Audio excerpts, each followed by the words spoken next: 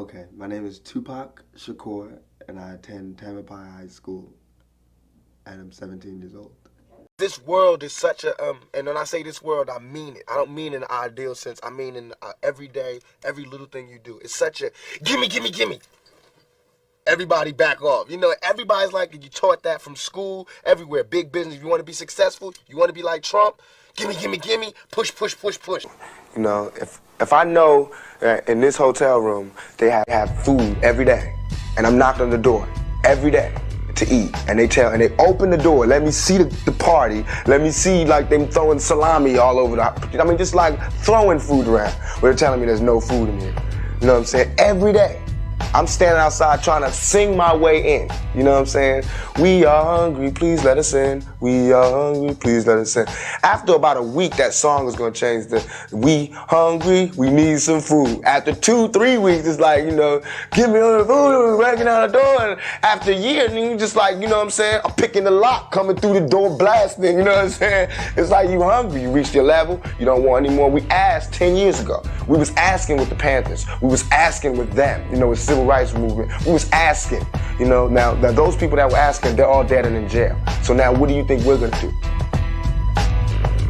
Ask? What do you think is one of the most important things that your mother taught you? My mother taught me 3 things: respect, knowledge, search for knowledge. It's an eternal journey. That's like my haircut, the line, 360 degrees, find knowledge, always. And she taught me to not be quiet, to, if there's something in my mind, speak it. That's what God, that was the breath. She always taught, but also to listen. And she told me this little joke that God gave you 2 ears to listen and 1 mouth to speak. 2 ears and 1 mouth, common sense. 1 mouth, you should speak, but you should also listen. And that's where the knowledge comes from, listening. And once you get the knowledge, then you can speak. And it helps you. So she taught me respect, knowledge, and understanding, mostly, you know, just listen about it. I was having concerts, they were sold out, white boys, Mexicans, blacks, and they would do whatever I said. I could tell all those people in the audience to turn around in a circle, and they would do it. I was having love, I mean, like undeniable love. And I was scared. I was scared that I would come to a town and I have the leader of the gang there telling me, what do you need? I was scared, but so was America. So was somebody else, because all of a sudden I had all kind of legal problems. And you have to think about this. I had a clean record for 20 years. A clean record, living in the ghetto, in the gutter, no record. What about my morals then? What about my character then? You know what I'm saying? In 2 years that I start raising noise, that I start being publicly viewed, I've had a record. And now it looks like I'm a criminal who has no way of being reformed. But all of these came one after the other. Do you understand? Right. It takes logic. Well, what about, that's another interesting part of your past. Have you ever been incarcerated before? Have I ever been incarcerated? No, not for longer than a day. Long enough for somebody to take me. You know, the police can arrest anybody they want, put them in jail. But if you stay there, that, you know what I'm saying, I haven't stayed anywhere. I've been arrested a lot, put in the cell, and they come and get me when I call my lawyer. You know what I'm saying? But I'm an innocent type of guy. It depends on who you're writing your music for. If you're writing your music for the guy at the office, then Public Enemy is doing a bad job.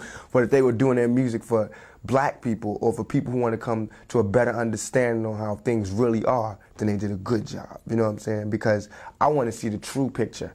You know what I'm saying? I don't care if he feels uncomfortable. Because what about when I felt uncomfortable for 400 years? You know what I'm saying? Then now all of a sudden it's bad to talk about some real. Anytime somebody pulls a trigger or there's any kind of gunshot, everybody starts running for cover. But everybody's really doing all this shooting in the streets. You know what I'm saying? All this Iran-Contra stuff and that war, all that's violence to me. That's real violence. What we're talking about is fake violence. All this, what we're rapping, it happens in the streets, but us rapping about it is not the violence. And the movie about it is not the violence. You know what I'm saying? It's an adventure world that we are creating. What we're doing is using our brain to get out of the ghetto. You know, every time I speak, I want the truth to come out. You know what I'm saying? Every time I speak, I want to shiver. You know, I don't want them to be like, they know what I'm going to say because it's polite. They know what I'm going to say. And even if I get in trouble, you know what I'm saying? Ain't that what we're supposed to do? I'm not saying I'm going to rule the world or I'm going to change the world, but I guarantee that I will spark the brain that will change the world. And that's our job, is to spark somebody else watching us. We might not be the ones, but let's not be selfish, and because we're not going to change the world, let's not talk about how we should change it. I don't know how to change it, but I know if I keep talking about how dirty it is out here, somebody's going to clean it up. I spent 8 years of my 17 years on this earth under Republicans, under Ronald Reagan, under an ex-actor who lies to the people, who steals money, and who's done nothing at all for me. And I don't think Bush is a bad person or a bad president, because for the upper class, he's a perfect president. And that's how society is built. The upper class run it while we talk about it. I mean, the middle class and lower class, we talk about it. And for the working class, we're just lost. We're going through the motions. We're the worker bees. And they get to live like royalty. I would rather tell a young black male to educate his mind, arm yourself, and be free and defend yourself than, you know, just sit there and turn the other cheek. So whatever message that sends out, that's the kind of message it is. When I say I live the thug life, baby, I'm hopeless. One person might hear that and just like the way it sounds, you know what I'm saying? But I'm doing it for the kid that really lives a thug life and feels like it's hopeless. So when I say hopeless, and when I say when I say it like that, it's like I reach him. You understand? And even if when I reach him, it makes it look glorious to the guy that doesn't live that life, I mean, I can't help it, it's a fad, you know. He'll drop the thug life soon enough. But for the person that I was trying to reach, he'll pick it up and I'll be able to talk to him. It's just ignorant. It gets me upset to talk about it. Baltimore has the highest rate of teenage pregnancy, the highest rate of AIDS within the black community, the highest rate of teens killing teens, and the highest rate of teenage suicide, and the highest rate of blacks killing blacks in Baltimore, Maryland. And this is where we chose to live. So as soon as I got there, being the person I am, I said, no, I'm changing this. So I started a Stop the Killing campaign and safe sex campaign and AIDS prevention campaign and everything. And then I came back, and I felt like I did a lot of good. I did good things and everything. Came back. The second week I was in California, I got a call, and 2 of my friends were shot dead in the head. 2 of the friends that were working with me shot dead in the head. And it's just like, why try? Because this is what happens. But I still try, you know? In my music, and in a lot of this music, it's only talking about the oppressed rising up against the oppressor. That's all. That's what my music's about. The oppressed rising up against the oppressor. So if only people that's scared are the oppressors. The only people who could have any harm coming to them are those who oppress. Simple as that. What do you think you're most known for? Your acting, your music, or the controversy that surrounds you? My big mouth. My big mouth. I got a big mouth. Can't help it. I talk from my heart. I'm real. You know what I'm saying? Whatever comes, comes. But my controversy probably. And it's not my fault. I'm trying to find my way in the world. You know, I'm trying to be somebody instead of just make money off everybody.